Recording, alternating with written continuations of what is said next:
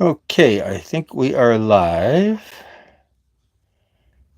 here in, where are we? We're live on the boat. It's, let's move this away a little bit here so I'm not, I've got my eyeballs on the screen. And let's see if we're actually live or not. Verify that everything works. Hello, hello. Is anybody home? There we are. Ooh, it's a bit warm here. I'll take my shirt off later on. Okay, so that one's live. Let's say hello and see if that works.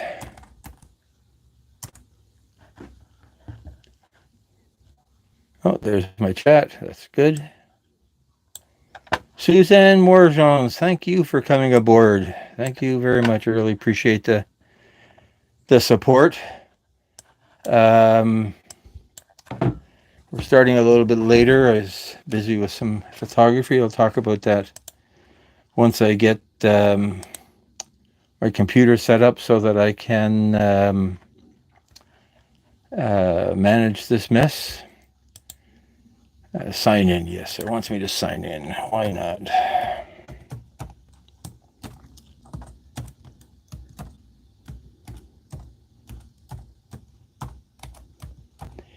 It's a little bit warm here. Now, I think it's only 25 to 21 degrees, but they're claiming that it's a heat wave. And it does feel wet and muggy.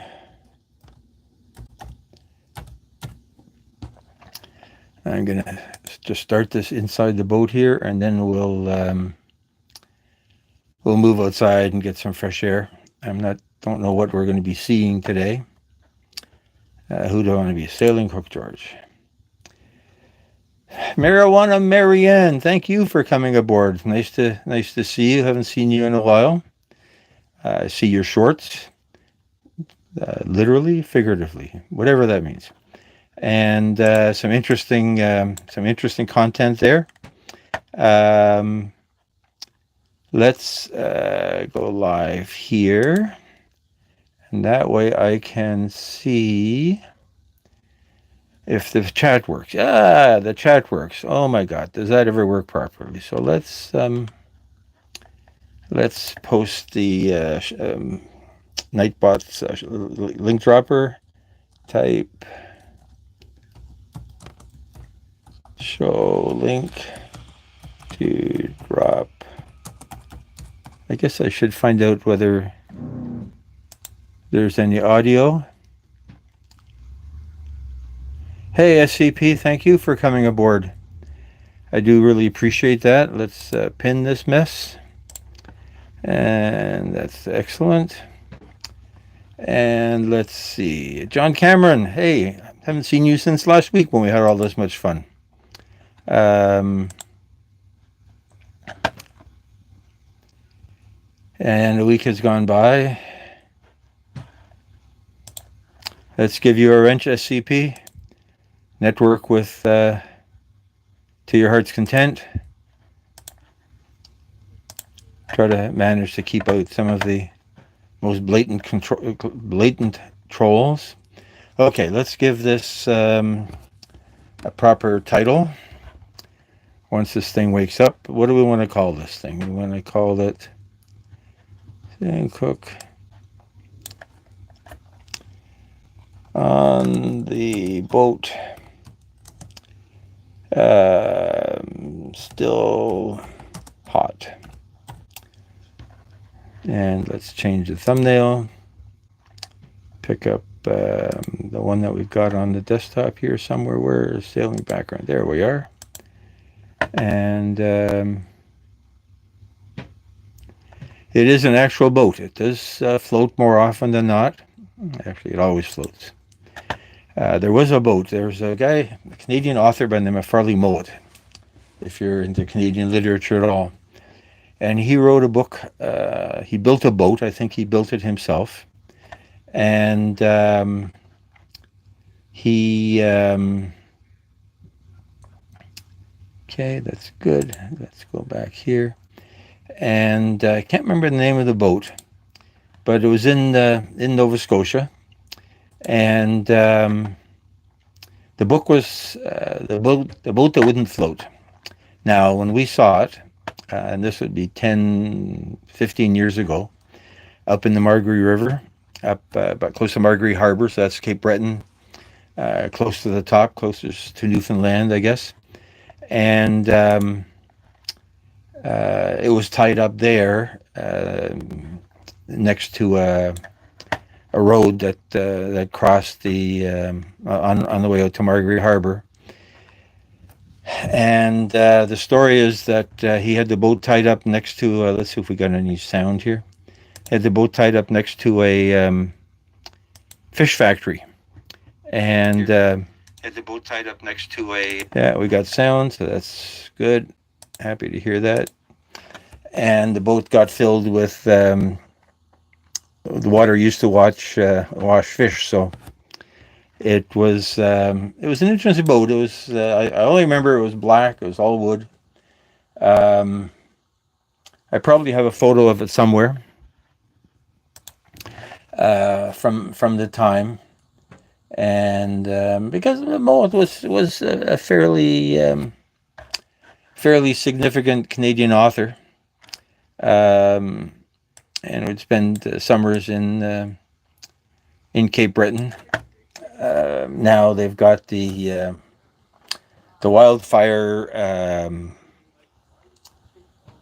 restrictions, so that people can't hike. I think you still go in the water, and they can't fish in Margaree River, but they can fish in Margaree Harbor, fish in Brador Lakes, fish in Chimney Corner. So there's a good promo that they put out that shows some of that. So it was kind of interesting to see that this thing actually existed, because people write books about stuff, and they make some of it up, and I think Farley Mowat is accused of making up some stuff.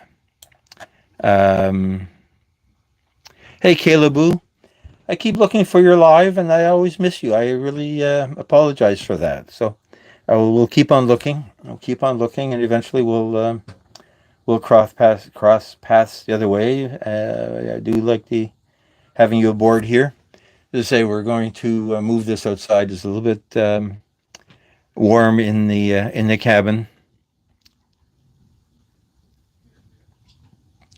Yeah, it's a guy. His name is Farley Mowat, and he wrote about prairies, indigenous on the prairies. I can't remember some of the books. I know I learned them in public school literature, grade 8, maybe in high school, grade 9, 10. And they were interesting stories. They were a little bit Little House on the Prairie-ish, a little bit Mark Twain-ish.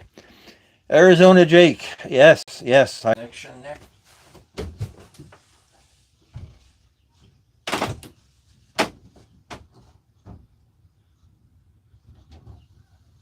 Okay, so it looks like we're back. Move some of this stuff out of the way. Let's see what the camera sees here. So it sees that guy's boat. We don't really want to see that boat. We're going to aim it down the fairway, and as I say, we keep looking for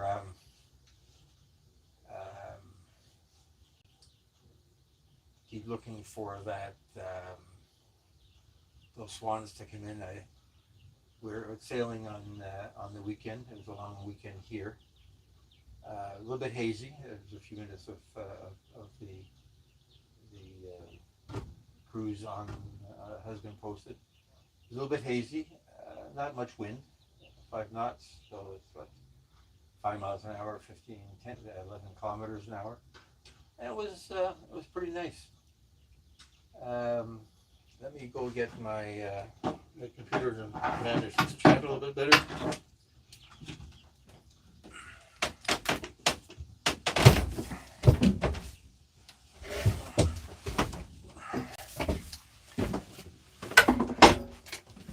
I hate working on the on the phone, so I do manage to chat from my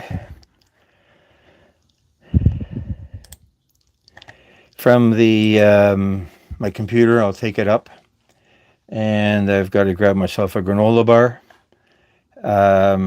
Hey, Tales Told will give you a wrench. Network to your heart's content. I know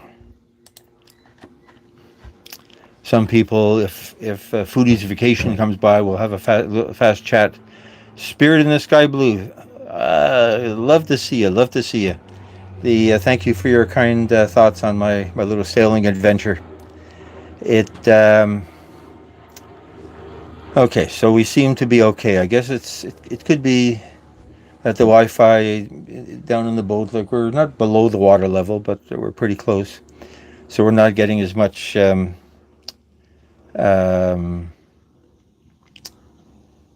a signal as we were outside. So as I say, I want to be outside anyway. Let me just find myself a Henry bar. That's gonna be my supper. And let me put this camera over here. We'll talk about that. And let me see what I'm doing here. Okay, so that camera's out there.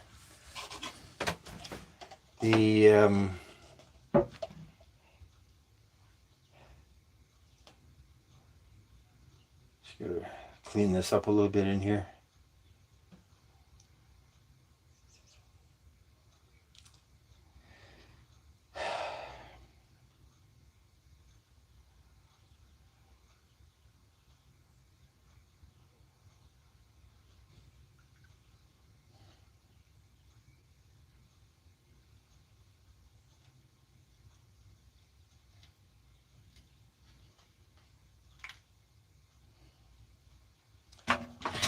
Okay, I gotta put this away.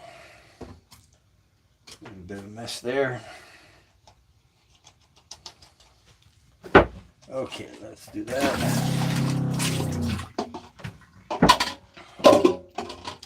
Where's the paper towel?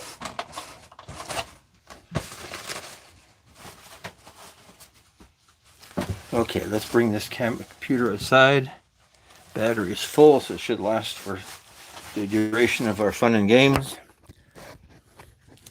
Let's put this microphone on that keeps the window noise off. And let's take this outside. Take this out. Oh yes, something to drink too would be nice. What do we got?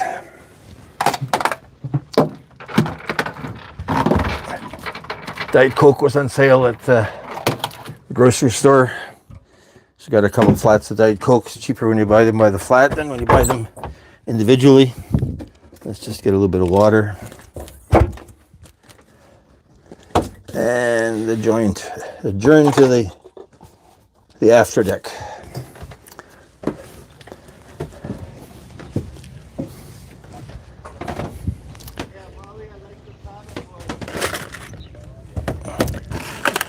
Oh, I need a rubber band to keep this stuff together.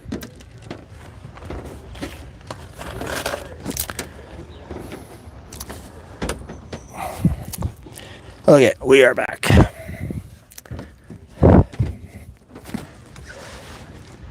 We are back.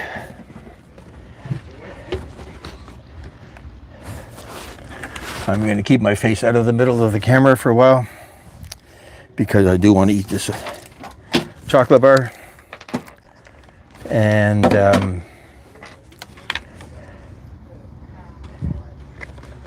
Caesar Mocha, thank you for coming by.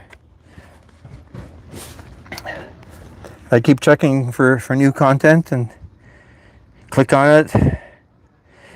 Did the sun set, Jake? Well, no, the sun's supposed to set at 8:30. It's only 7, it's only 8. But it has been hazy here all day today. And there's quite a haze. Now, the haze doesn't smell like smoke. It smells like fog. So it could be part of the moist air and the cold water. But it is hazy. I can see no patches of blue sky at all. I see the sun trying to peek through the clouds a little bit that away. But go with the flow. Thank you for coming by. We're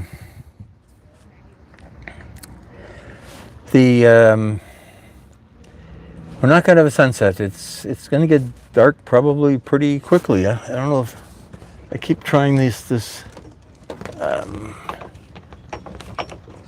solar light that I bought. It doesn't seem to do a lot of good. If I turn it on,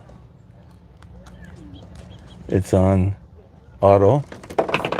The sensor was in the sun, but it may have died already. Yeah, we got started a little bit late today because I'm working on this project. I've probably mentioned from time to time I do photography, stock photography for Adobe and other people. And Adobe's got this project going to collect, oh, that was a nice bird going by. To collect images for their AI language model. And I got an email saying I was selected. Yeah, whoopee, to submit pictures to this thing. And one of the things they're looking for are outdoor pictures. So that if you ask for a shovel digging a hole in the ground and you want an image of that generated, then their database will know what a shovel digging a hole in the ground is. So I'm working on a bunch of topics, and one of the topics I'm working on is stuff on a boat. So they submitted a bunch of stuff with the captain's hat in various positions in the captain's hat with various items like binoculars and a compass and a marine radio. Hey, my life, sunny side up. Hey, I haven't seen you in a while. I haven't seen your lives either. I did go to your channel for a while, but I haven't seen a live in a while. So thank you for coming aboard. Wonderful to have you. I do appreciate the company.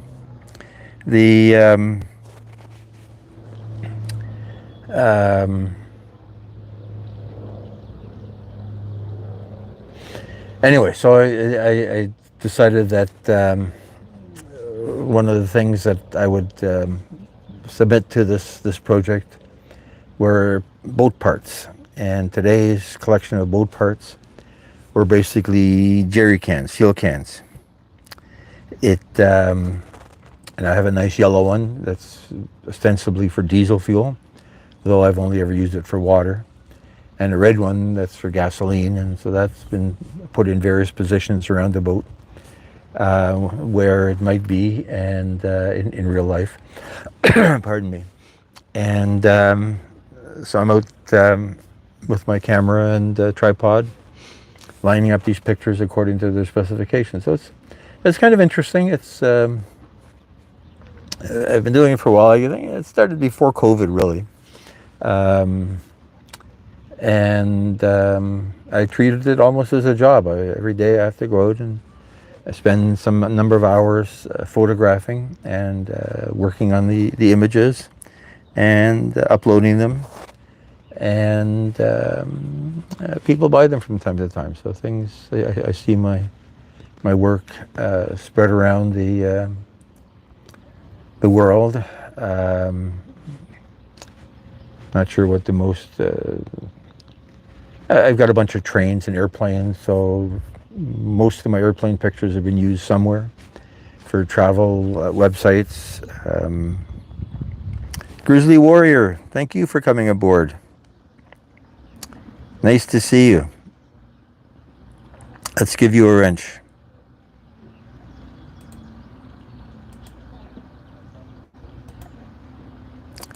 Network as you wish. So it's an interesting undertaking.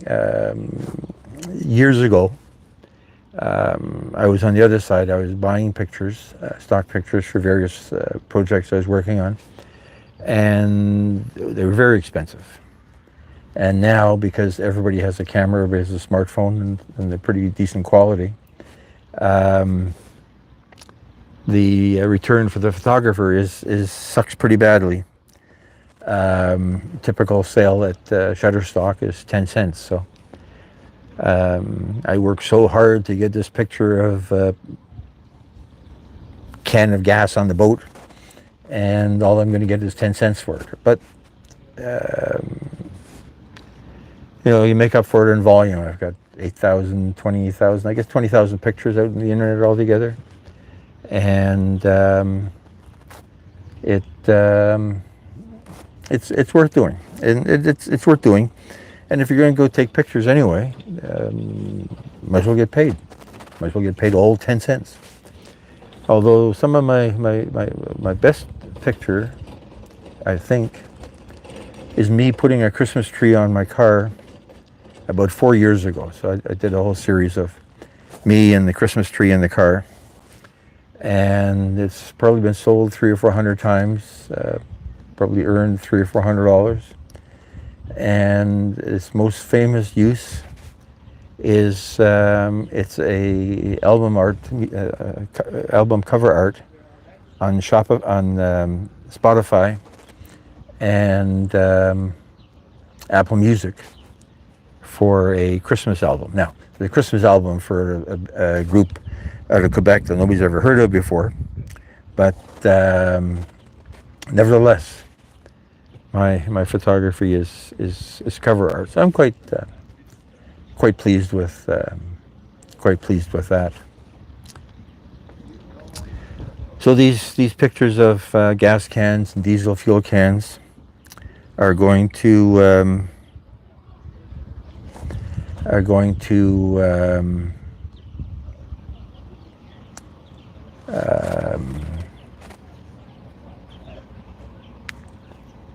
going to end up being in the Adobe thing. Every once in a while, I ask myself if I can somehow create a prompt in the Adobe image generator, or their product is called Firefly, or in Photoshop, that is so unique that mine is the only image that it uses.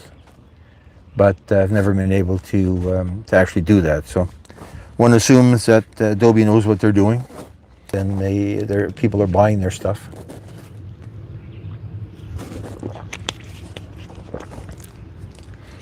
And we'll keep on doing that. Yeah, Jake, you said I can appreciate money for something I'm doing already. It is true, and to me, I'm sort of transaction oriented. I figure the way I know it's good is somebody wants to pay for it, a whole 10 cents, but still somebody has made that much of an investment in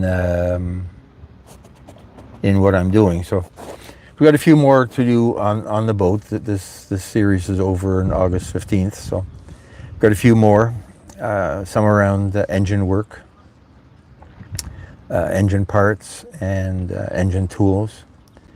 So there's that, and they're really not pictures of the boat sailing. That's not what they're looking for.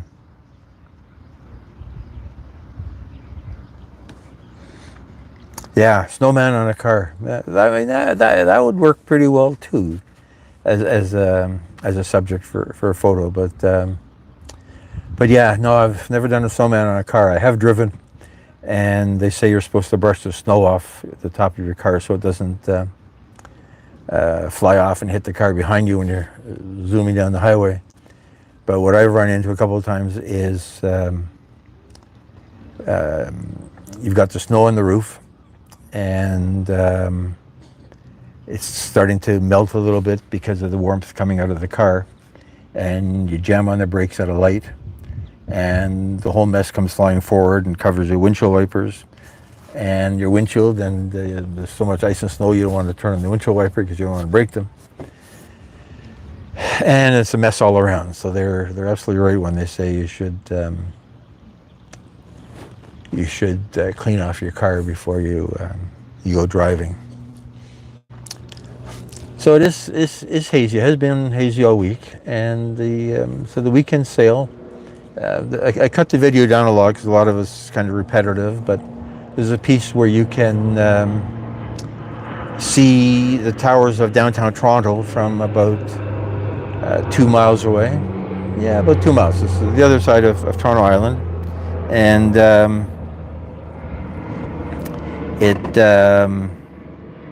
it does look pretty hazy. Hey, Lady Pancrase, thank you for coming aboard. Let's give you a wrench.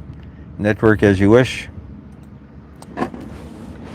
Interesting vlog, Lady Pancrase does. It's nice to just sit back and listen for a while, and have Arizona Jake on the other channel, so you get huffing and puffing on one side. So it was a nice day.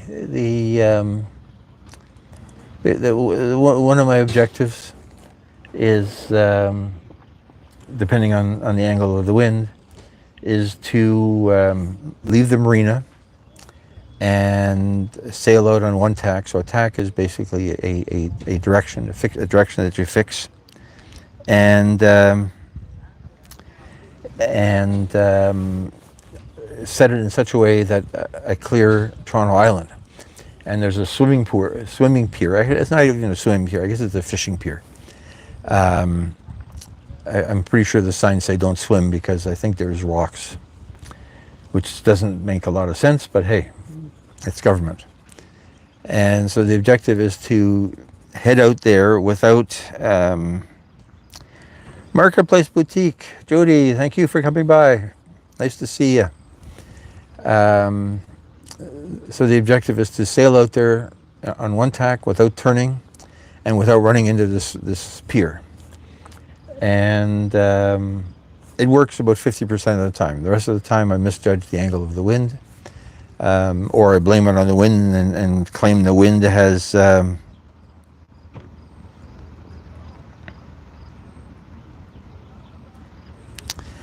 the wind has shifted a bit, so it did not manage to clear Toronto Island. It didn't run into it, but did not manage to clear it. But we're sailing by, and there's a really nice beach there that has a lot of boats tied up and people swimming between their boats and so on. And to some extent, that's more popular now. The favorite beach on Toronto Island was always Hanlon's Point, Hanlon's Beach, which is on the west side, because it gets the evening sun, so it gets the evening sunset.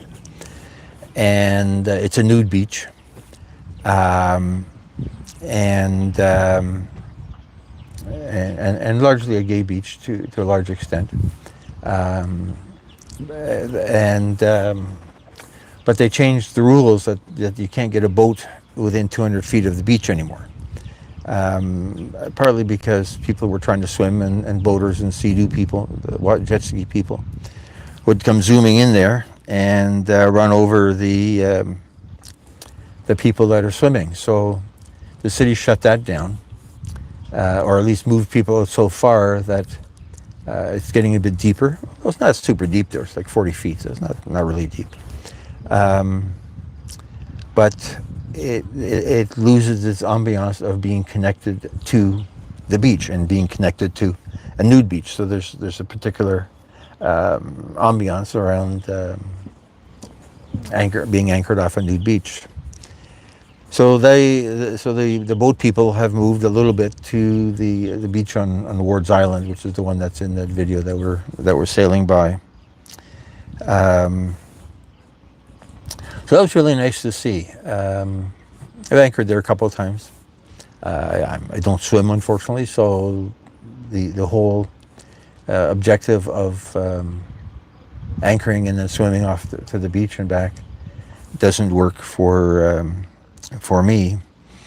But it's still a nice place to hang out, have lunch. Never actually cooked off there. It's always brought something ready to eat. But cooking would be nice because you get a nice backdrop of boats bobbing in the water. So we did that, then sailed out to So that was starboard tack. So that was port tack, and because the wind was from the southwest, and then sailed off to the lighthouse at the tip of Leslie Spit, which is not haunted. I don't even think there's rumor that it's haunted. But it's one of the few lighthouses left around here. Everything's moved digital, so lighthouses don't really have a role in maritime navigation in these waters. I remember years and years ago when we'd get a decent fog, maybe foggier than today. Today's not that foggy. Let me just look at I'm looking at the same way the camera's looking, and it's not really that foggy. We'd hear the foghorn going during the day. Because it is the entrance to the Toronto Harbour, and there is a freighter traffic, the sugar boats. We get a sugar boat every second day, cement boat every day, a salt boat. There's probably 10 boats in and out of Toronto Harbour in a week, so that's not a busy harbour by any stretch of the imagination. But there's a little bit of industrial traffic left, and those lighthouses were designed to keep the freighters from running into Leslie Spit. So there's still a set of leading lights that are actually working there as well. I think they have even less justification in a modern maritime navigation, but I don't know if I have a video of it. But they as you come into the Eastern Gap, you come into the Toronto Harbour on the east side, there's Cherry Beach. So I can see Cherry Beach from the marina, not from here because there's some buildings and trees in the way. But Cherry Beach is just on the other side of this little peninsula that the marina's on. And next to that is a park that leads to the water of the Western Gap, and there is leading lights there. So there's leading lights are a system where you have two different lights or two different big orange cone signs, and as your boat is coming into the harbor, if you, as the navigators, see the two lights lined up, one above the other, you know that you're in the direction that is going to bring you in. Now, if you keep on going, you're going to hit Cherry Beach, which is not a good thing. But it brings you into the harbor. Now, every chart plotter and GPS system on a boat in the last 50 years has done a much better job of telling the navigator where the path is, but that's still there, which is kind of interesting. And if you read any pirate books, so the pirates in the Caribbean more than anywhere else, and I think somewhere in East Africa as well, they would end up lighting fires on a beach that set up in such a way that they appeared to indicate a safe channel. And of course the sailors would say, oh good, I can see the leading lights, I know I'm going to get into the harbor. But there was no harbor, there was just a bunch of pirates. And the results weren't that pleasant ever, apparently. But let's just get this computer off my knee. I'll put the computer up on the table.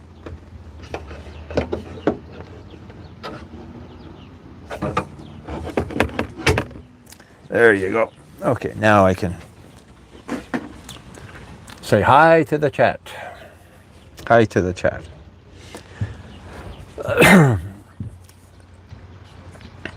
I don't know where else I've seen leading lights in operation. I'm trying to think. New York Harbor, no.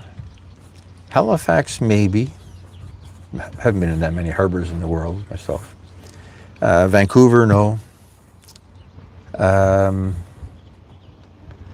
Long Beach, for instance, I've never been on the ocean side of it, but so it's a bit of an anachronism, a bit of a holdover, bit of a leftover from a day when all this was a much different maritime environment. Now your phone has more navigation capabilities than we had in those days. So as long as you're within a cell tower. Now, I think my understanding is that Apple and Starlink, Elon Musk, have done a deal, and maybe somebody else in the States, and I think Rogers in Canada, are now doing a deal with Starlink and Starlink connectivity on a cell phone, so that even if you don't need a cell tower to get enough of a signal to load the maps and charts to tell you where you're going. So times they are changing. Who said that?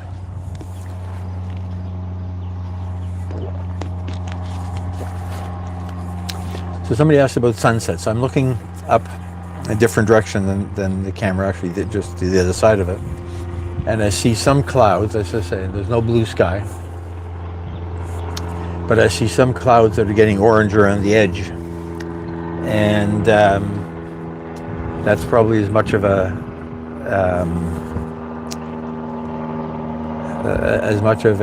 sunset as we're going to see today. The lights came on. So let's see if the solar lights did any good. We'll hang them up here later on and see if they light up my pretty face. I think we're not going to run till past 9:30 today. I do have to do some other uploading stuff. But we have lots of time, so it's the wind direction has changed now. I'm starting to feel the wind is sort of from the southeast, so easterly winds here generally foretell a stormy weather, rainy weather. And I know they're looking for rain in all of the places that have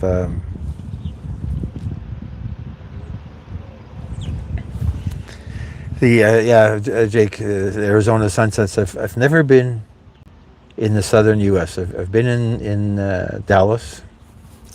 Guy I worked with moved down, went to visit him in the 70s. And that was at the time that the Dallas TV series was on. So I went down to the South Fork Ranch and were duly impressed. But that's all I know of the southern United States. I guess the other place I've seen nice sunsets are in Key West. Key West natives and tourists rave about the sunsets on Mallory Pier, is that what it's called? And I have seen those, and have hoisted a drink to toast the sun going down. So that has been, those have been beautiful sunsets down there. And they get a lot of them too. You'd think like on the water that you get more cloudy evenings, but I don't think I've ever been there in rain.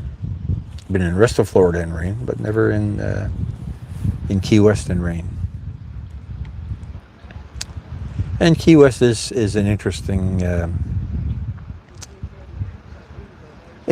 place. I mean, chickens running around in the streets. It's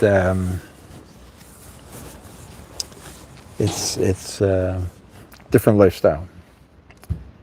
The Then you've got that long overseas highway. Is that what it's called? The road that is just water on each side. That is a fun drive. I'm just looking across the channel here at a boat. I didn't realize it was a jet boat, a Sea-Doo. And they were coming in on Monday when we after came back from sailing. And the thing moves well. I had assumed that the jet system, I mean, it's fast enough on a jet ski, like on a Sea-Doo. Pardon me. But this boat is 22 feet, 23 feet. And it moved well. It handles well. Seems to handle well. So it'd be kind of neat to have a boat that doesn't have a propeller, but moves through the water with just the water itself. They're not there now, so it's. Oh, pardon me. What guy? Oh, too early to be yawning. So I am going to take a break for a few minutes and enjoy my dessert of an O. Henry chocolate bar. And I'm going to take off this microphone so you don't hear me chewing away.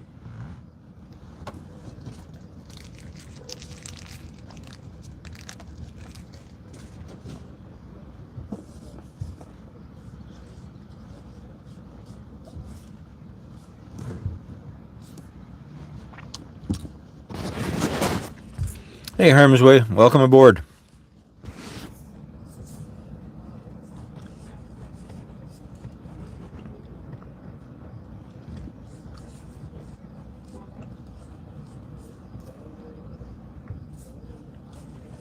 Just taking an O. Henry bar break.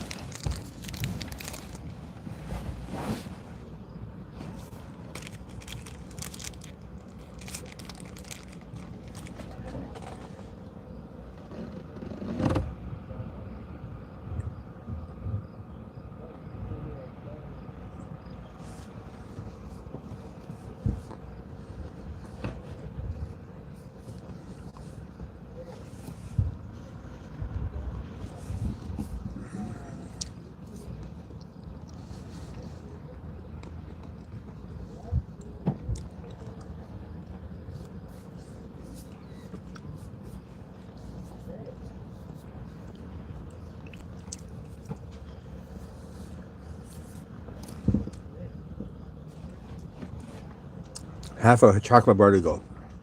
Then we'll get back to chat.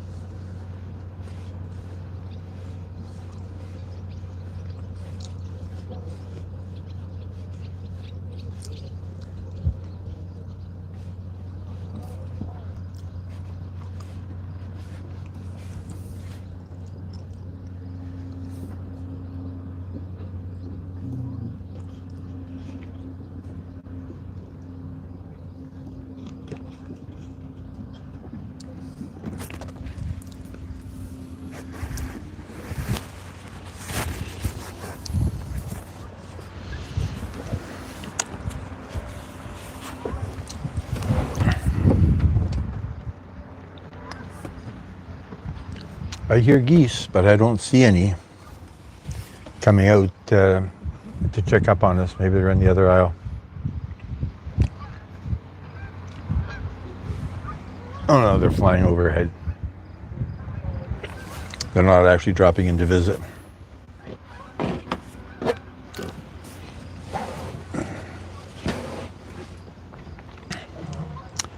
Let's sit here for a while. So the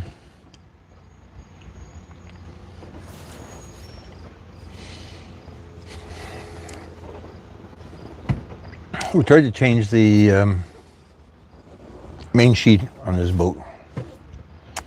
It the boat was designed to be very easy to sail.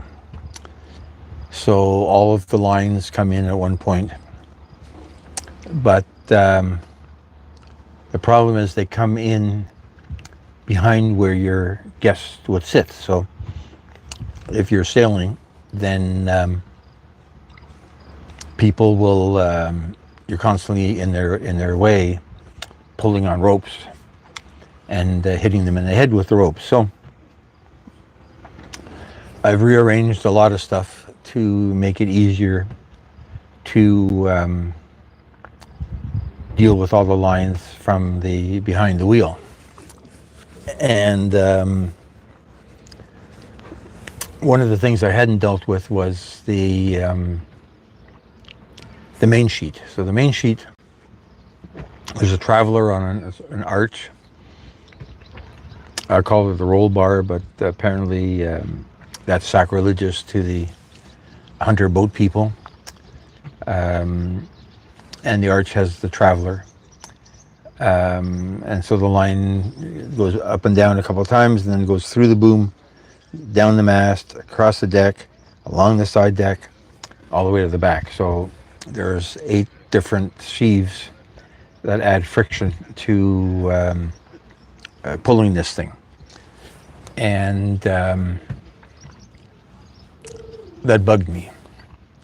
So I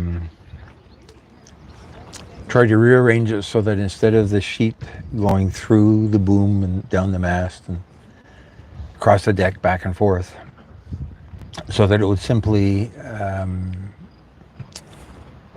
be accessible directly from the behind the wheel, the helm position.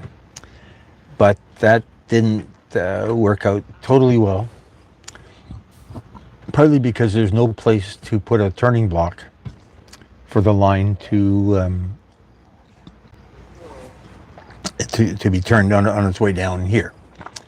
And I haven't figured out how to get around that. So the problem with where the sheet is, it's certainly a lot smoother now because of the not having all of that rope going through the boom and up and down the mast. But it's still not right. So that's got to get dealt with at one point to make the boat easier to sail without getting your guests' heads wrapped up in the various lines. Hey, Billy Bob, thank you for coming aboard. Where we don't have any fish today. The closest we have to fish is an O. Henry chocolate bar. And, you know, sometimes I see fish jumping here. I assume to some extent they're carp, because there is carp in Lake Ontario. But I haven't seen any of them today yet either, so we have no fish. But welcome aboard.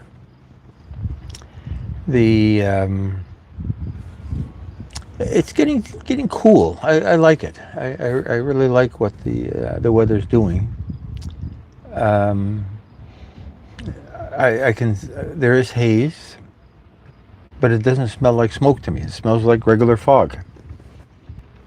So I'm not sure what we're looking at here in terms of what's floating around in the sky.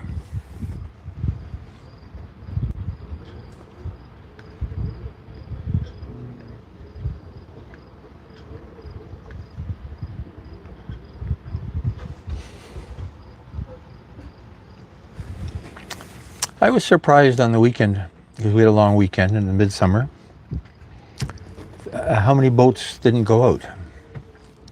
So there's a huge community of people whose boats just float at their cottages, toys that never go anywhere. Um, I was surprised. I never really thought of that. But again, like if you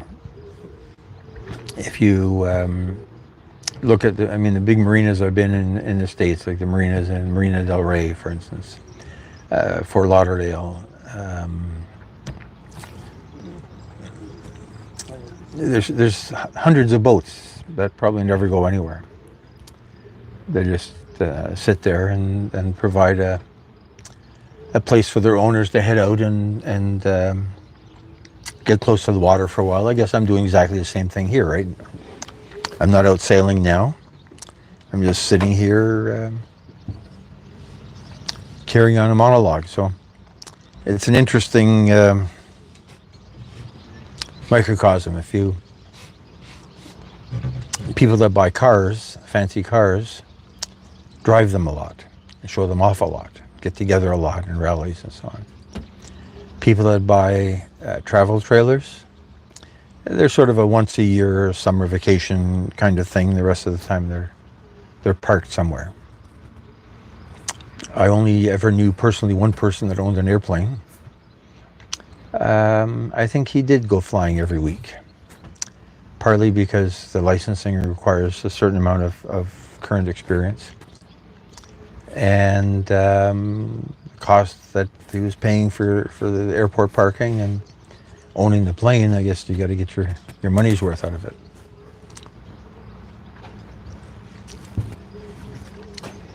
Flew with him once to do aerial photography in the Toronto Harbor, which was an interesting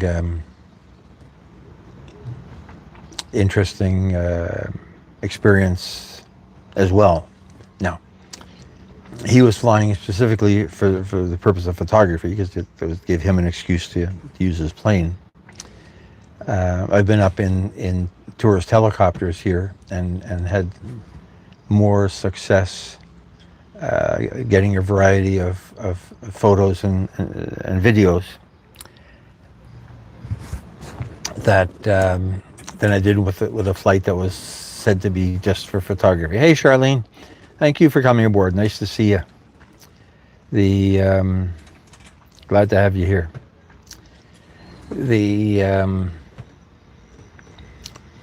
But it was kind of interesting flying over the city, and this is before drones. This is 15 years ago.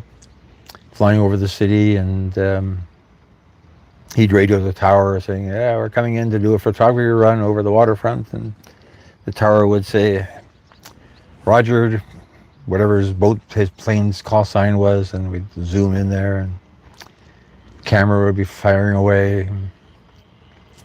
I guess the biggest thing wrong with that flight, his windows didn't go down, and they had a coating on them that was not as great for photography as it appeared when we started out.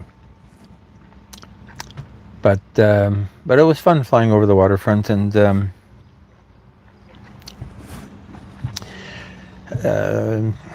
Jake says, "Did you sell any of those pictures?" The pictures were taken for a particular use in mind, so yes.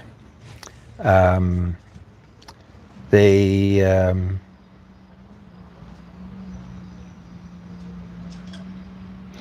were used.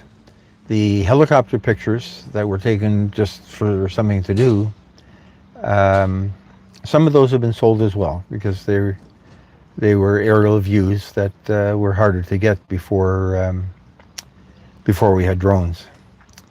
And in the Toronto area, some of them are of an industrial area that is no longer industrial. So there's a bit of historic nostalgia for some of this cityscape that no longer exists. It was fun anyway. Just I think that's the only time I've been up in in an airplane with somebody I knew who owned the airplane. So it's like coming as a guest on a boat, and except noisier. And you could die faster. But we did not die.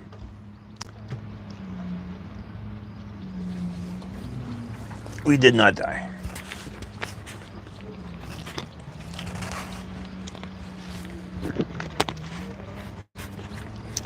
I don't know if the microphone is picking it up,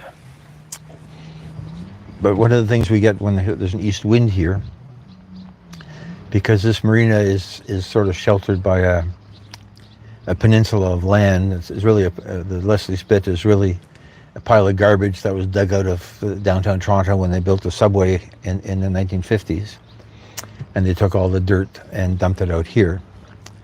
So it creates a breakwater for an area like this. But when there's an easterly wind, then we get the water from Lake Ontario, all of Lake Ontario, running onto that shoreline. And there's pretty big waves, and I can hear the waves that are about a quarter mile, half mile, quarter mile away from here. But I can hear the waves because of the amount of fetch that they've built up over the length of the lake. And I was down on the beach on Tuesday, and we had a southerly wind. Tuesday, yeah. So Tuesday we had a southerly wind. Or was it Sunday? Anyway, on the weekend. We had not a big southerly wind, maybe 8 knots, so 8 miles an hour, 10 miles an hour. That's not a big wind. But all the lifeguard huts had red flags on because of undertow. So I guess there's enough of a wave action that comes up onto the shore and then heads back out to the lake under the water, so the undertow. And it was a beautiful beach day. There's kids are out of school. There's hundreds of kids and mothers on the beach, and guys playing frisbee and volleyball. There's a big bunch of volleyball nets there. But nobody was in the water because of the undertow. And I only saw one old guy that went out into the water. Now, he was in an area that was protected from this anyway, behind the rocks, but I guess once the lifeguards decide that they're going to shut down the beaches, then they're going to shut it down for everybody. So the lifeguard had to go and argue with this guy, and we couldn't hear them. But after some interaction, the lifeguard walked away and the guy got out of the water. So people do drown. We get one drowning a year at least at Woodbine Beach, which is very close to here. And again, it's a beach that's open to the waves from across the lake. And when the wave rolls in and then heads back out, it sucks down the bottom of the water and creates an undertow. So people drown. Kids drown and adults drown. Maybe 2 a year. So 2's not a lot, but still, I wouldn't want it to be you or anybody that you know. So it's good. The other thing I saw lifeguards in action would be last week. There's a lot of stand-up paddleboarders, and it looked like there was 2 paddleboards that had 2 kids each on them. They looked like kids, not very big people. And it seemed that like one of them fell off. Hey, Kelly, chickens. The chickens are coming. The chickens are coming. Welcome aboard. And I sort of heard a commotion. And then the next thing I saw is 2 lifeguards dashing into the water, and they threw their little red buoy thingies in there, and they're swimming away at great speed, and they were really moving. out to where this paddleboard, these two paddleboards were, and where it appeared like one person had fallen off, and that person got up on the paddleboard, so that everything was okay. But the lifeguards, man, they got into action. Hey, Fishing with Flames. Yeah, Nightbot gets a little bit upset if you use too many emojis. I have no idea how many emojis. I saw somebody get by with 5. I thought the cutoff was 3. And I don't argue with Nightbot. If he wants to do that, then I'm going to say it's okay. I know some people, I'll see 30, 40 emojis, and the chat's all filled with one person's expressions of content. But I decided it's not worth arguing with Mr. Nightbot. He's there, so yeah. So it's interesting seeing the lifeguards sort of take off into action, and I guess good that they do.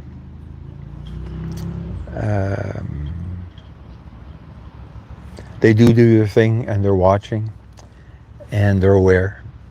I mean, most of the time on these beaches, there's nothing for the lifeguards to do. I'm amazed they don't fall asleep. But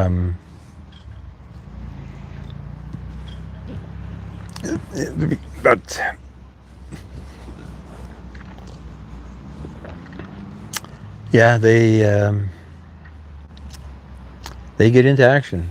And the next day, the wind didn't seem to have changed that much. It was a little bit less from the south, a little bit more from the west. All the red flags were gone, and back to the green flags. You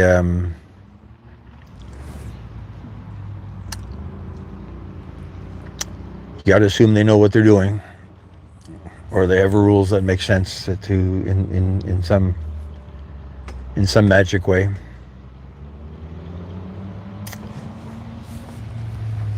So it's getting dark, and my solar lights have come on. So let's bring them out. Let's see if they make any difference. How does this work?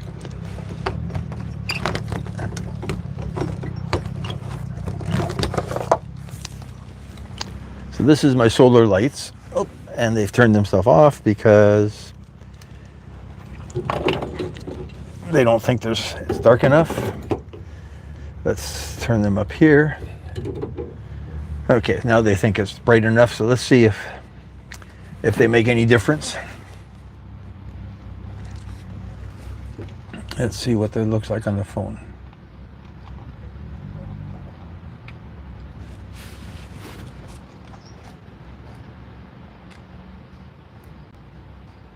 Makes no difference as far as I can tell on the phone. Yeah, Fishing with Flames, thank you for coming by. We haven't gone fishing yet. I guess I should have dropped the line last weekend. Maybe next weekend, that'll be my catch and cook opportunity. Because to some extent, summer's getting over. It's the first week of August, September, Labor Day, October, Canadian Thanksgiving, and then November, the boat comes out of the water. So, and then it starts snowing. So time flies when you're having fun.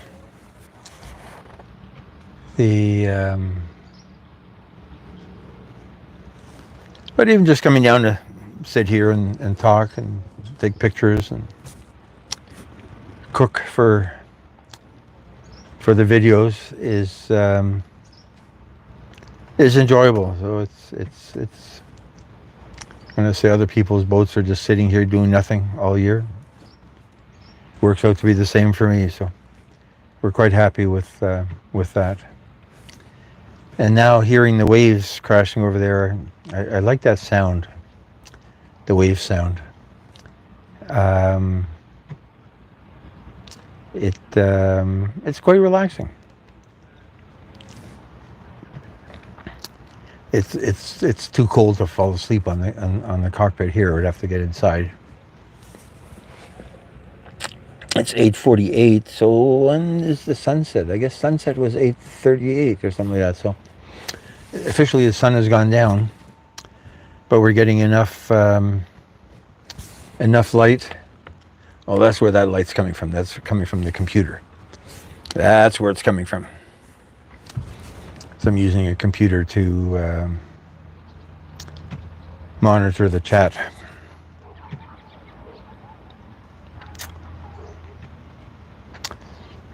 So I haven't heard from my friend with the stroke. He's been let out of the hospital.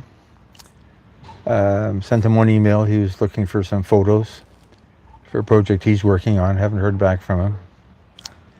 Have to track him down this week and see that he's okay or getting by at least. I know he had plans for a bunch of stuff that he was managing from a PR point of view and from a writer point of view. So he's going to write some material for this event, and he was looking for some photos. So I found him the photos, sent him. Have to follow up on what he's after, but that's kind of scary that your plans can be wiped out that quickly. We'll see what he's up to. Ooh, suddenly a cold breeze. But I still can't smell smoke, but it doesn't feel like fog, because fog has that, especially when it starts getting cooler, has that sort of damp feeling when you're right on the water. When you're further away from the water, then the fog loses it's still the same moisture in the air, but it loses some of its damp feeling, in my opinion. Here it's go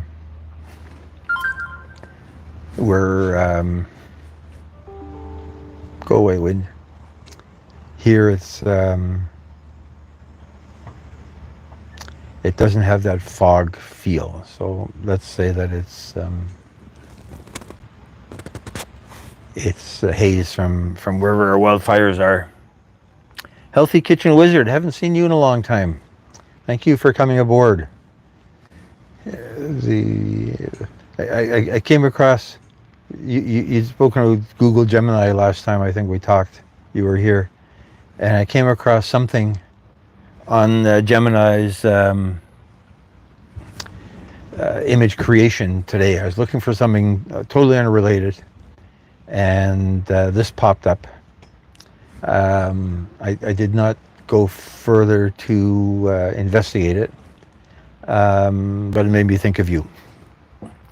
So we'll see. Martin J, thank you for coming aboard. Haven't seen you in a long time. That's not true. I was out of your channel after you were here last time. You reminded me to drop in. So yeah, we're sitting out here. The sun has set. The light is mainly the light from my computer that I'm using to manage the chat, and from some solar lights that I had bought. That for a while I was disappointed that they weren't coming on, but they seem to. They're not very bright. They're sort of like little globe lights on a string, but when they're all together, I guess they create enough light to light up the night sky. So let's see if they do as good as they claim. You know, I was just talking about being cold. When didn't I put on my little white Fort Lauderdale jacket last time we were having all this much fun? And that's just a week ago. But I guess you would have had some haze then as well. So yeah, I can hear that.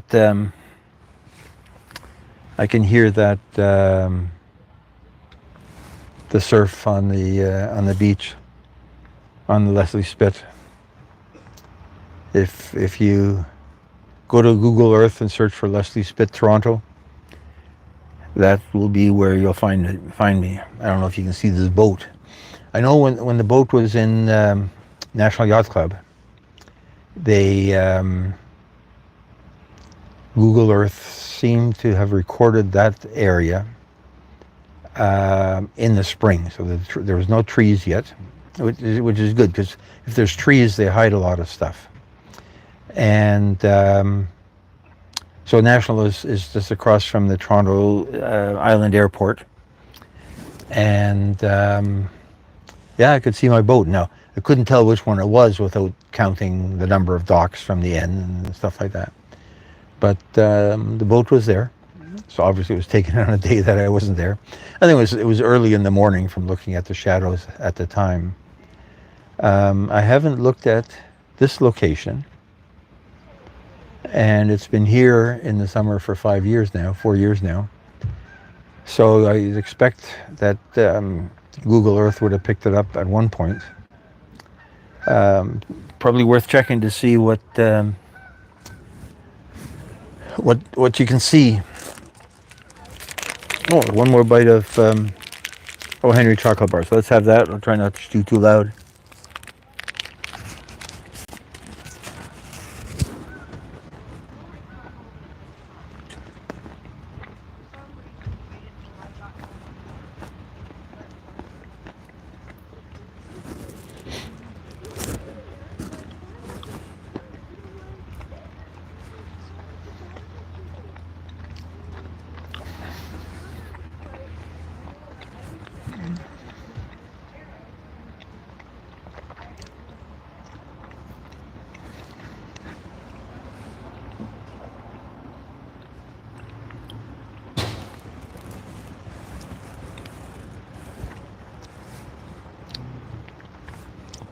We've had very few airplanes today.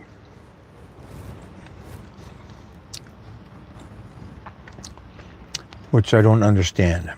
Because that runway is an east-west runway at the Toronto City Centre Airport.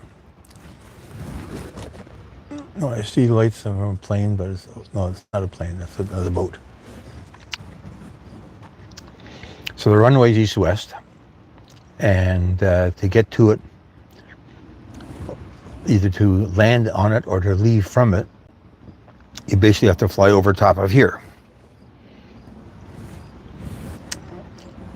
So the planes, they seem to have some leeway as to what exact angle they're coming in at. But typically, they're right overhead. And at night you'd see them, because the lights would light up quite a bit. But I haven't seen or heard too much of anything today. And it's not like it's a holiday. It's just Wednesday. It's not an American holiday. Oh, I hear something, but I think it's a boat.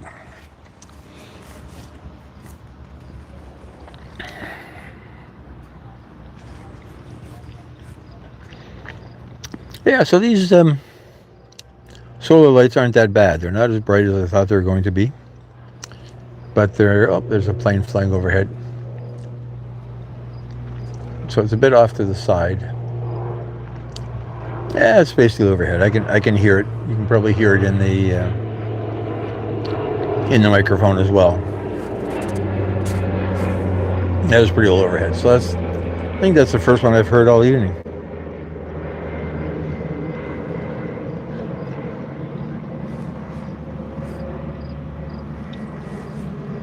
See where they're going. Leaving on a jet plane, don't know when I'll be back again. Oh babe, I hate to go. Am I allowed to sing that? Probably not. It was used in the vein of comment.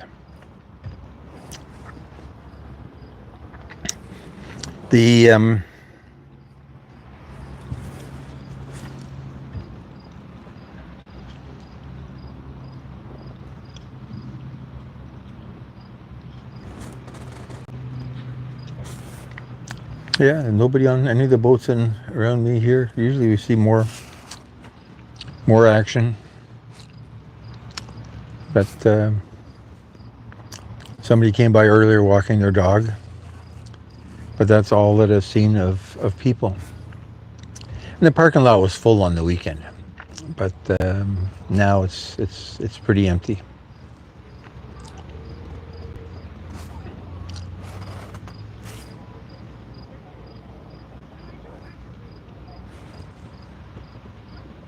I hear a few people talking in various places around the marina.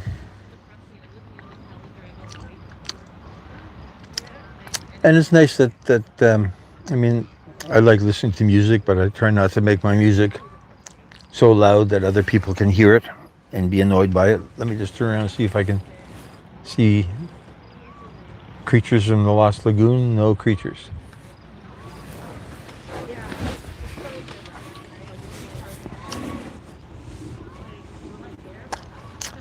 But we don't get a lot of loud music. I mean, the wakeboard people, they're loud, but there's not many of them here.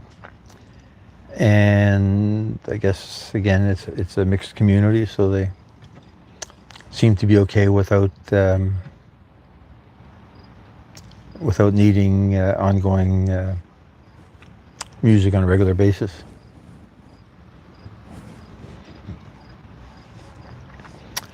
A lot of motorcycles, you hear very loud music on them, but I've never heard here loud music on a jet ski.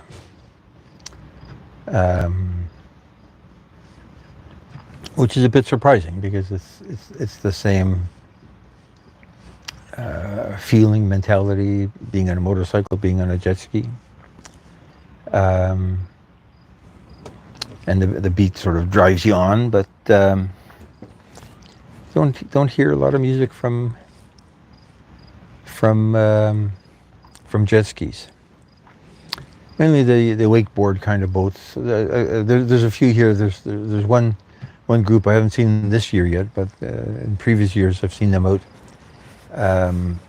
either teaching wakeboarding or practicing wakeboarding. So the boat would go around in big circles, and there'd be a person on a wakeboard jumping the wake. Haven't seen them this year, so maybe that group has moved on to something different.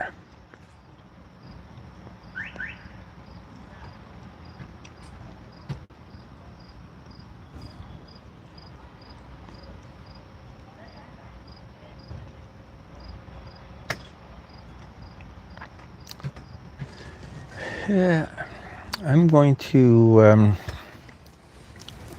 turn on the floor light. So there's a light on the floor here. See if that brightens up a little bit. One last bite of chocolate bar.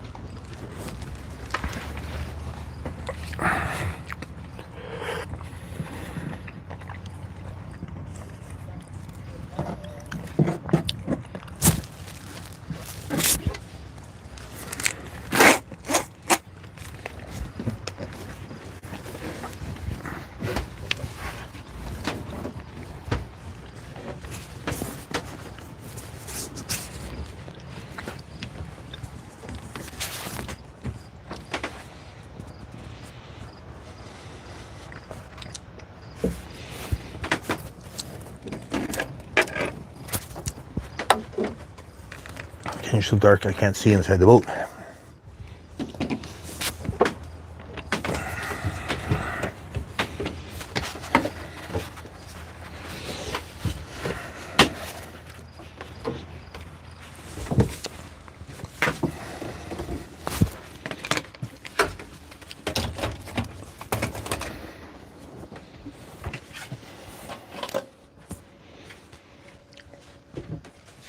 Let's see. 1, 2, 3.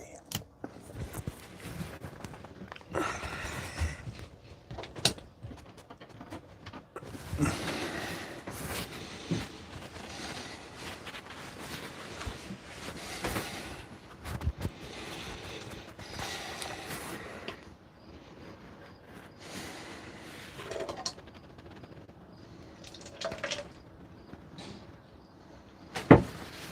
hell?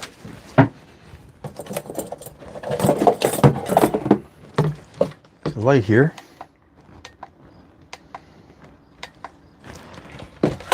Turn this stuff off. So there was a light.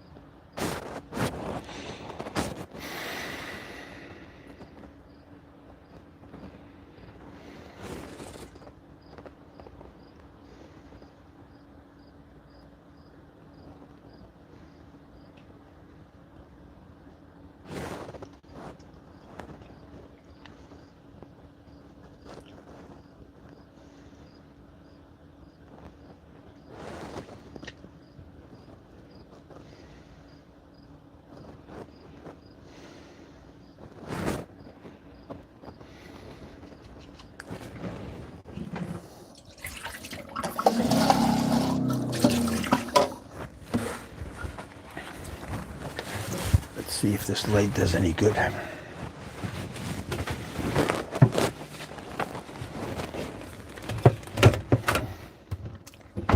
Ouch.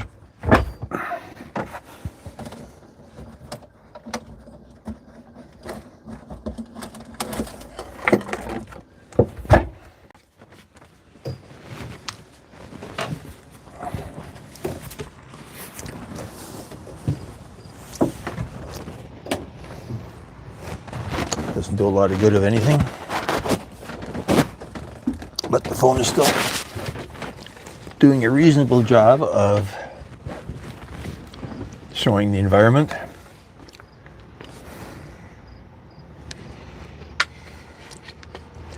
There's not that many people left, so we'll let it keep going for another half an hour till 9:30ish.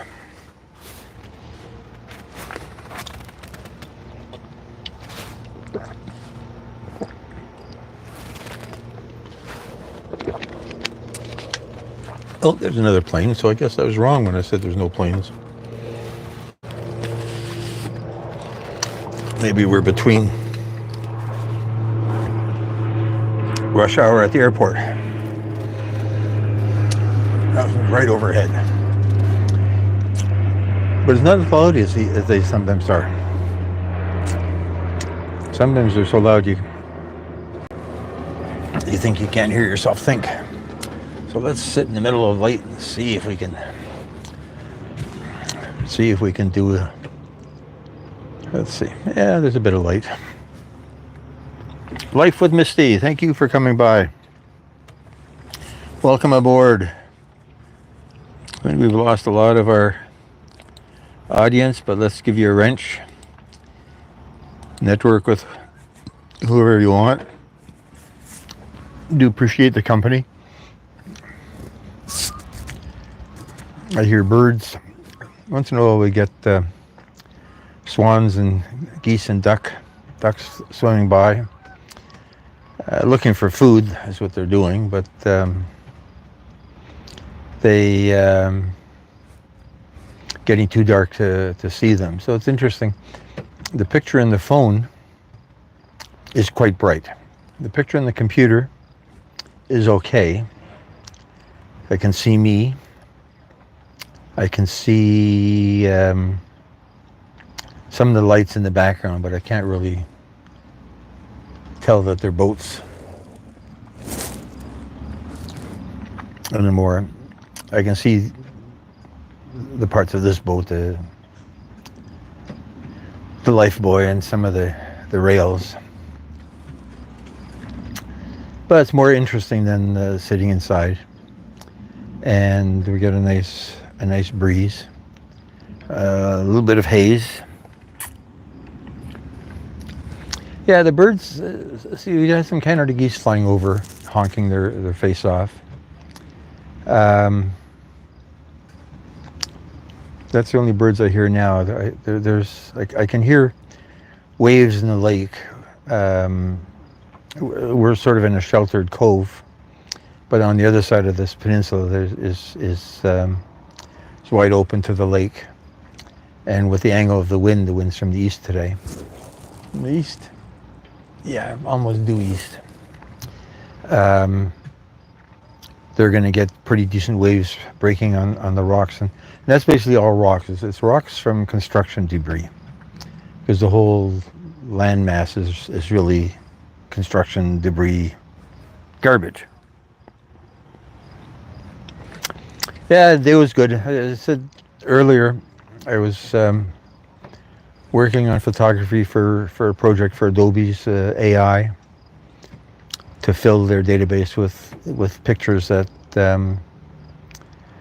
they hope will be used to generate other stuff, and people will pay Adobe for the use of their programs to do that. And I've got a project to submit pictures to them. And so I had a bunch of stuff that I was working on earlier. And when I got to the boat, the objective was to take pictures of boat stuff that will be used to, I guess, answer requests for boat stuff. So today I basically gave them jerry cans. So I have a yellow diesel jerry can and red gasoline jerry cans. And I gave them a variety of combinations of the yellow and the green with different parts of the boat in the background.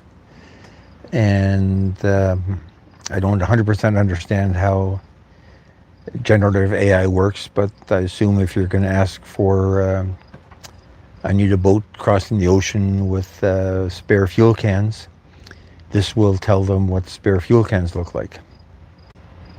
Otherwise, how would the program know what a fuel can was? And they typically come in red and yellow. Red for gasoline, and yellow for diesel. So they, I've given them both of those things. So we'll see if it goes anywhere. I mean, Adobe is one of the groups that are actually paying for pictures. A lot of controversy on the internet about AI models stealing copyrighted images or stealing the work of other creators.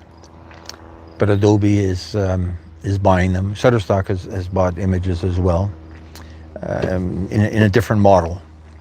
Shutterstock has bought pictures that were already there. Adobe has asked for briefs, so missions. Go out and find me pictures that fit a certain criteria. And I decided that my yellow and red fuel cans meet their criteria.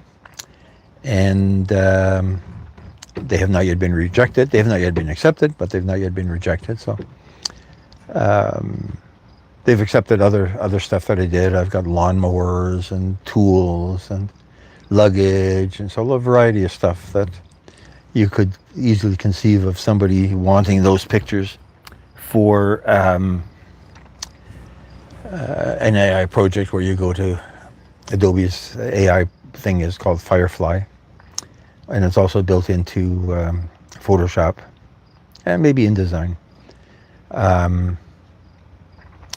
Canva uses Shutterstock to a large extent, so I've got images there that are in the Canva AI generative thing as well. So they that's good. It's something to do, and the photography isn't difficult, but the creating the scenes that meet their requirements is a little bit of an undertaking, and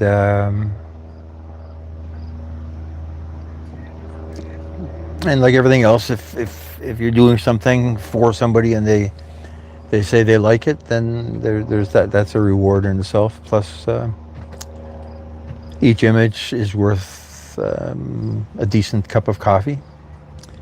So over time, it does add up to being a worthwhile endeavor. Ooh, I'm getting cold. We have to go and get that jacket. That breeze is nice breeze. The breeze is from the east, so the back of the boat points east. So it's blowing right in here. Normally our wind is from the west in this part of the world, and so the cockpit's a little bit more sheltered than it is right now.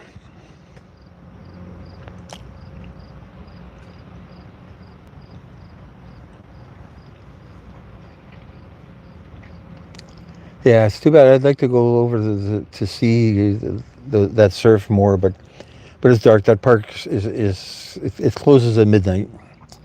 But once it's dark, it's difficult to get around there.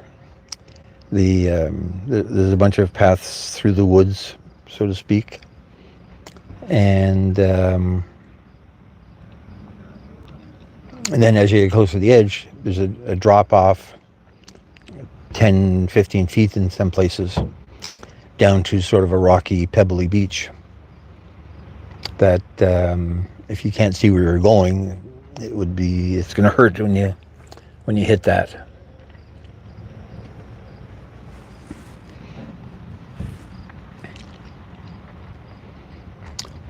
But I like the waves, the sound of the waves. I mean, I used wave sounds in some of my videos.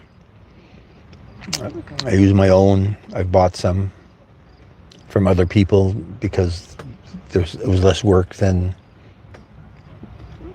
using some of my own. But I've gone out with a microphone and a recorder down to the beach in the winter, because in the winter there's no dogs and kids adding human noises, and you get some decent winds that create a nice steady sequence of waves one after the other. So it ends up sounding pretty nice.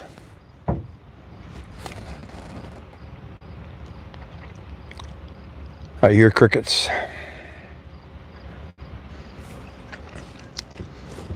Not sure where there's crickets. I guess there's a big grassy area behind the marina buildings. Maybe that's where they hang out.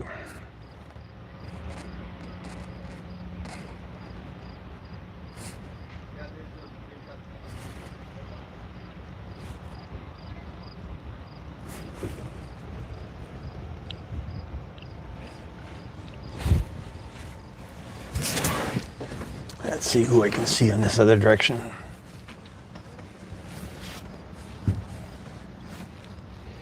Yeah, I see a few boats with lights on. There's one group that is a dock sort of at the end that I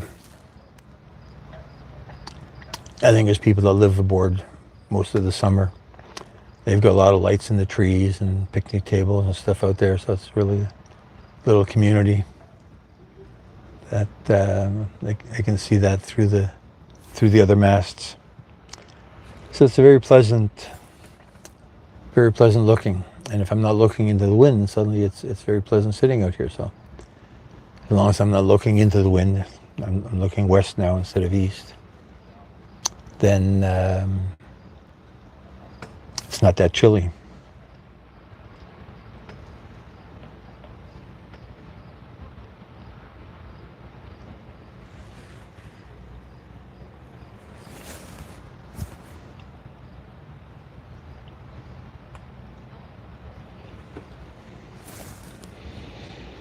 The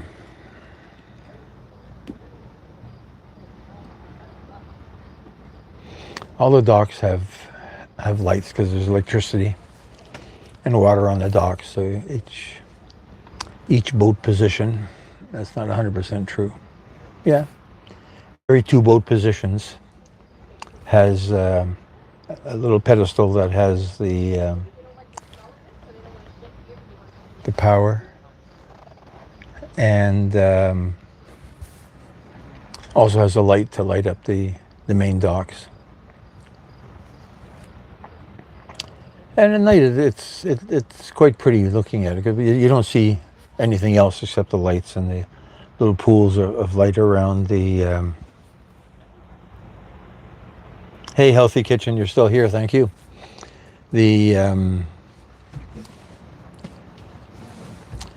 It's a very pretty looking thing.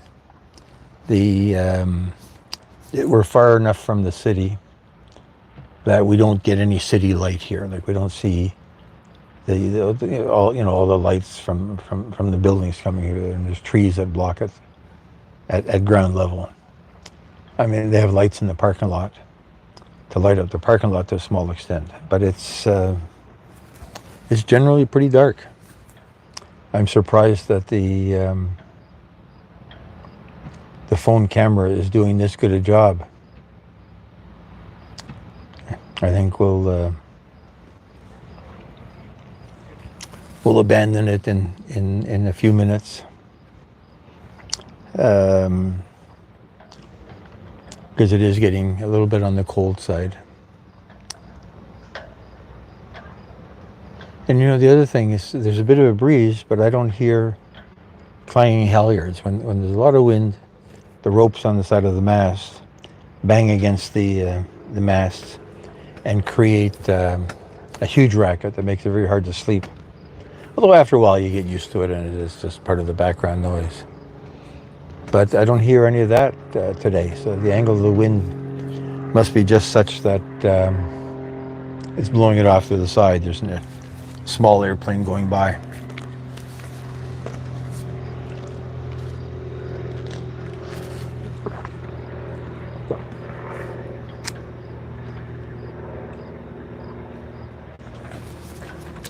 Yeah, dogs need fresh air too.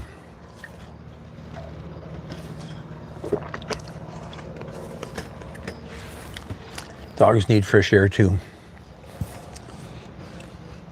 There's a few dogs here. There's a few people. Again, there's some are liveaboards that there's a couple of girls that have a dog. There's a guy that has a bulldoggy looking thing on this dock that I know of, and then there's one other dog that came by for a visit yesterday. A little tiny yappy, curly brown yappy thing. It is running on the dock, and you say, "Oh my God, he's going to run off the edge of the dock." But I guess he's done it often enough that he knows where he can go without getting into trouble.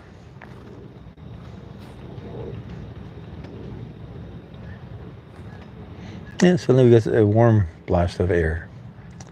So I guess the air changes from warm to cold. Oh,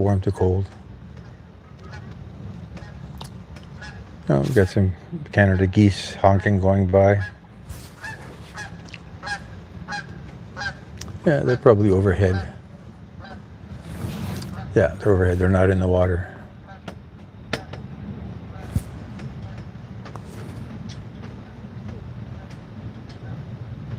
Can't see a thing.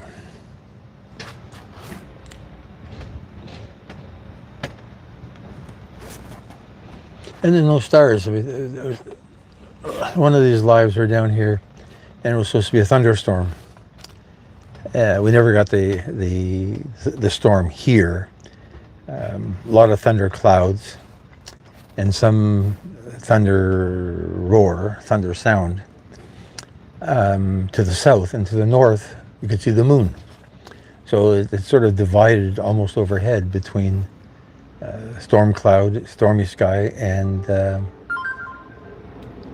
clear sky. And I remember the moon. It was like a half moon, and so bright. You get some really nice moons out over the water, especially in September, October. These harvest moons, and they talk about the pink moon and all the other moons that have special names. But we get some really nice looking moons, and when they're low to the horizon, so that they're magnified through the haze of the sky. They look huge, and then by the time you go and get a camera and take a picture of it, they don't look so huge after all. And partly it's because it took you too long to get your camera, but also because I think your eyes play tricks on you. The camera sees what it sees, and depending on the size of the lens, that's the percentage of the lens that sees the moon. Whereas your eyes will focus on the moon and make you feel that the moon is bigger than the moon appears to be bigger than it actually is in the sky. But if you get it early enough, and again, where I live, there's trees, so that blocks it out. But if you realize you're going to get a big moon and head down to the beach, where we are, typically the moon rises over the lake, so it's enough. The beach runs east-west there, so it's enough to the south that you're seeing the moon come up over the water.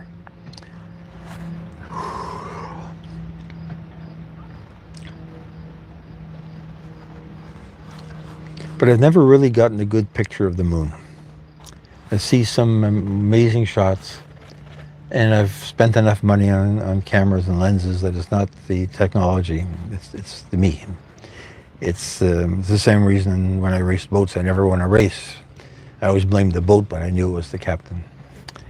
And so you get a moon where the edges, you can see the craters, nicely highlighted, nicely formed. But in the middle part of the moon, the craters all feel indistinct because you don't have the sun light like wrapping around them and creating the shadows that make them stand out right on the edge. And I'm pretty sure there's software that would enhance it to make it look more dramatic, which I never thought was worth the effort. But yeah, there's been some nice moons this year. I know when we had the eclipse of the moon in March, I got some nice shots of it. It was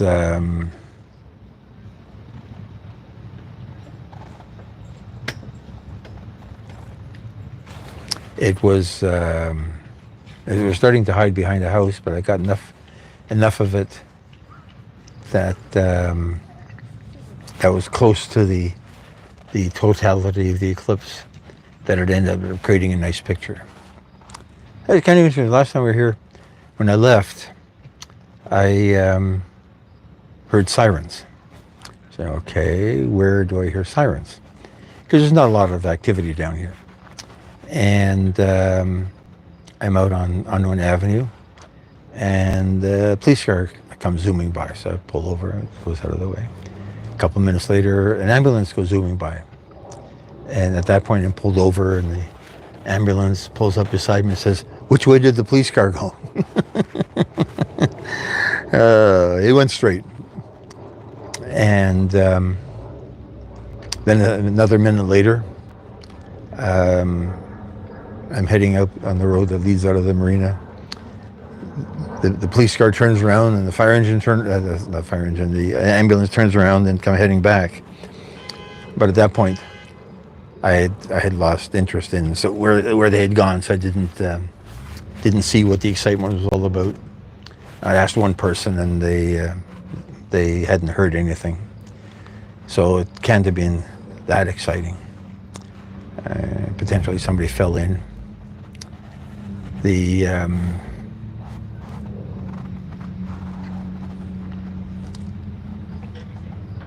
yeah, it's interesting. I just saw an item on the Fox News phone app about Montauk Yacht Club in New York. There's an article that somebody was found dead on a boat there, and she was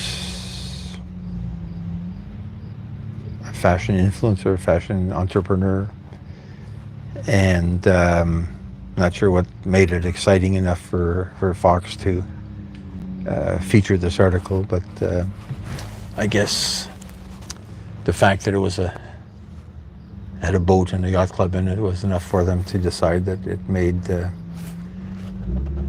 it would fit. What do they say in the newspaper industry? If it bleeds, it leads. So my eyes are adjusting to the dark, so now I can see more boats. Oh, there goes a fish jumping in here. So there is a fish behind me in the water.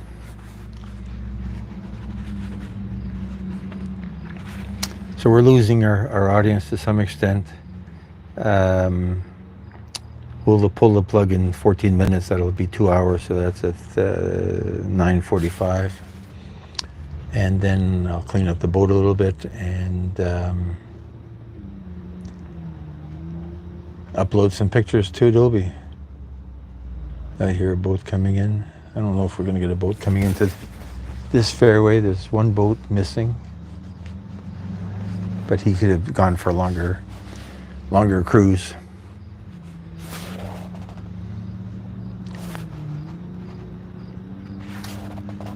See where he's gone to. I wouldn't want to be on a Sea-Doo or on a jet ski in the dark. That would be a little bit too exciting.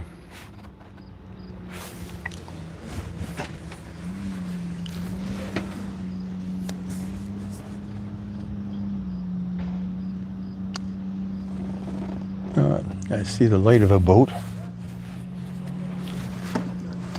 Red bow light going down at the end. I don't know if we can see it in the camera. I don't think we can. It's too far. Well, it should be coming up now, but my head could have been in the way. But it was too far away, so all it would have been just a tiny red dot, port light of the boat going by. No, we didn't see it, so. And the boat itself wasn't lit up, so nothing to see here, folks. Oh, there's another boat coming in. I see a masthead light. No, he's going by straight out. Let me get out of the way just in case it does show up. So the masthead light would have gone by.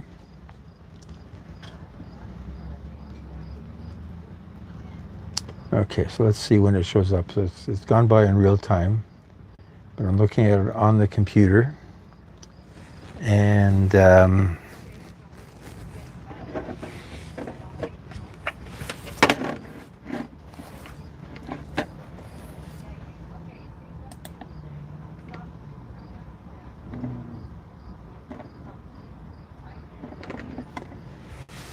no, I didn't see it going by.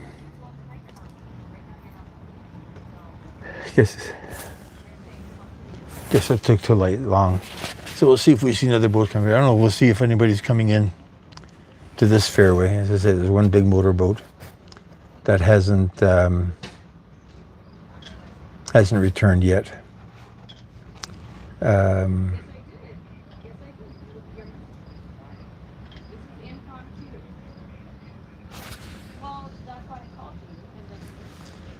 We'll see what.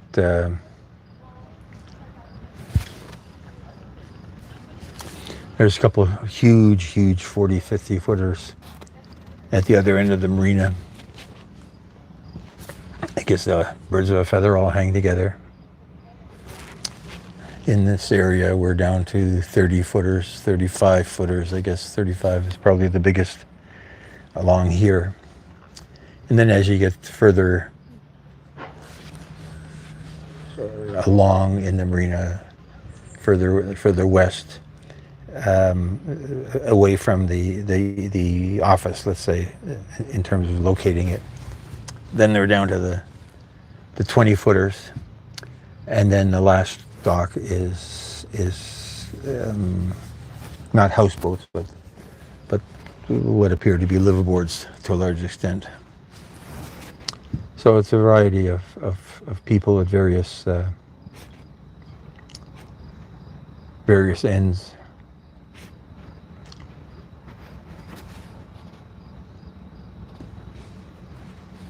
So we got a few people coming back. Drop into the chat, say hello. Love to have you. Love to hear what you're up to.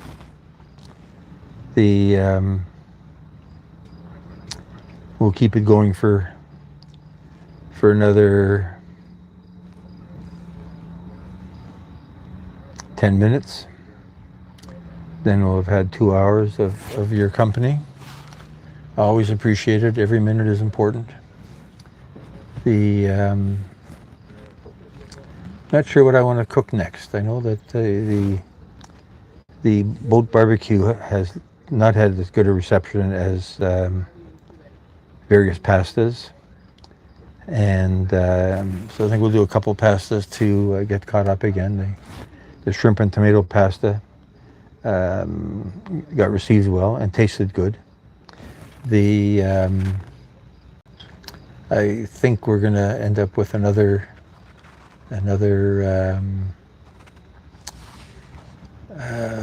pasta would be next. I know that I had told Jake that we're going to do shrimp on the barbecue. I think that will happen. Not next, but I do want to do the shrimp. Well, we've got nice summer weather, and I bought smelts. So early on, when we had the LA fires, there was all kinds of talk about smelts. And because one of the reasons we didn't have enough water to put out the fires was because we were trying to preserve the smelts. And we have smelts in Lake Ontario. And as a kid, I'd go with my dad in the dip net.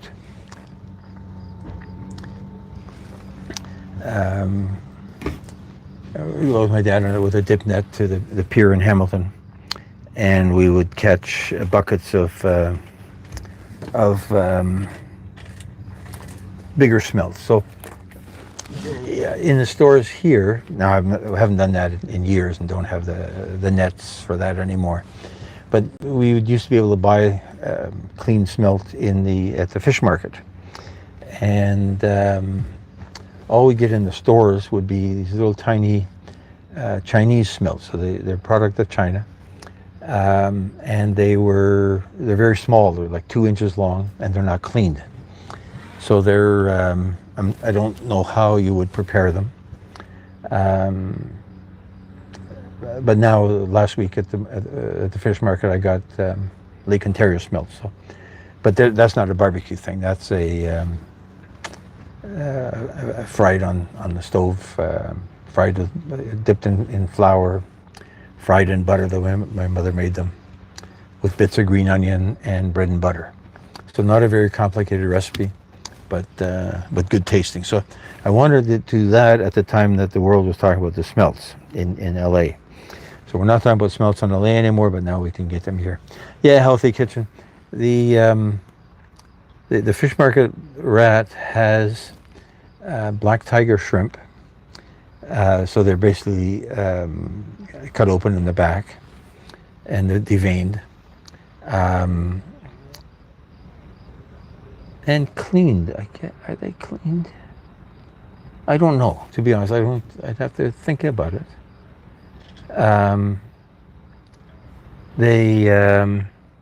So they have huge and colossal.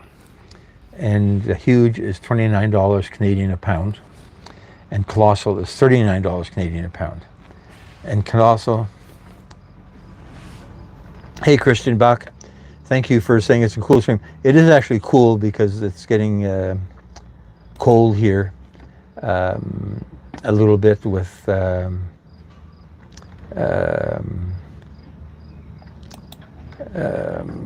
there's a breeze coming in. So back to shrimps. So I'm debating whether to buy $29 shrimps or $39 shrimps. So $39 shrimps, you probably get 3 in a pound. So that would be 5 ounces each. Maybe you get 4 in a pound. And $29 shrimp, you'd probably get 8 in a pound. 2 ounces each. So that's a nice size in the barbecue. Probably marinate them in soy sauce and lemon juice. And yeah, so do them on the barbecue. I don't know what I'm going to do as a side dish. That can be done on the barbecue as well. I know I did salmon on the barbecue with zucchini on the grill. So, and the zucchini was also dipped in lemon juice and soy sauce. And that ended up really tasting good. They were yellow zucchinis because I wanted the color more than anything else. So that ended up tasting really, really good. So that's probably what the shrimp is going to look like.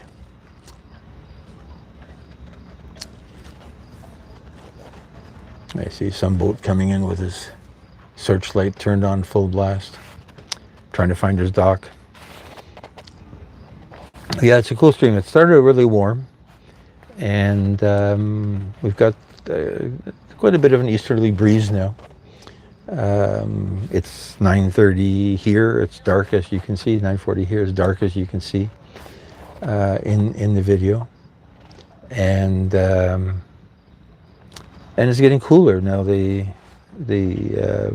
weather network icon on the computer says 23 degrees, which is 70, 75, 78. So it's not really cool. It's not really hot anymore. When I was facing the other way, looking into the wind, looking east, it was getting uncomfortable. I was going to go and get a jacket. Now we're quite comfortable with the wind at my back. So it is a pretty evening. Yeah, I'm watching somebody trying to get their boat into their dock with the lights all on in full blast. But I guess it makes sense, right? Now this boat doesn't have headlights, so I've never docked in this much darkness. That's not totally true. Once you know where you're going, it feels good. The lights at the front of this boat are only the red and green lights, navigation lights. But yeah, it's so that'll be the shrimp, and then we've got to come up with the plan for the million views for a recipe, and I don't know what that entails. The spam burger. My spam burger was the best, but it was only only 1,000, I guess, 1,000 and a few hundred. So we need to come up with a recipe idea that is going to take the internet by storm, and I don't yet know what that is. So I think what I'm going to do, we're up to 2 hours.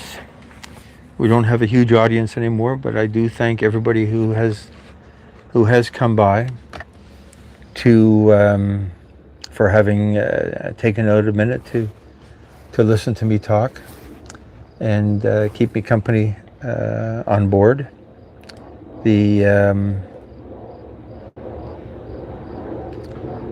Always appreciated.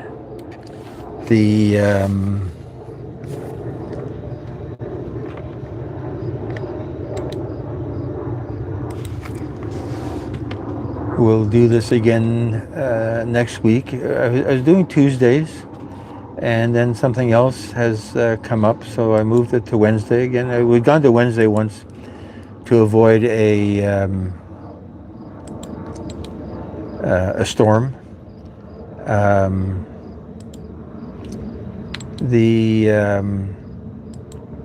So Wednesdays work out a little bit better. So I think we'll do next Wednesday again, and we'll look forward to your company.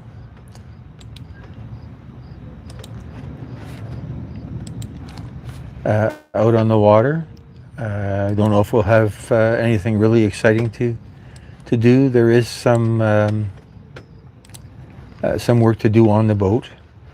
I had at first thought I was going to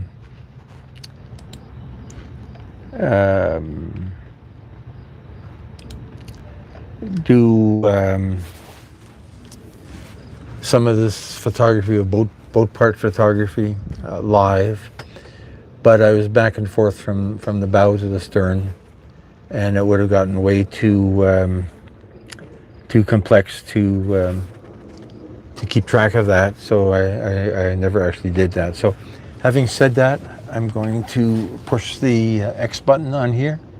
There it is, my hand covering the camera. Are you sure you want to stop? Yes, I want to stop. Thank you.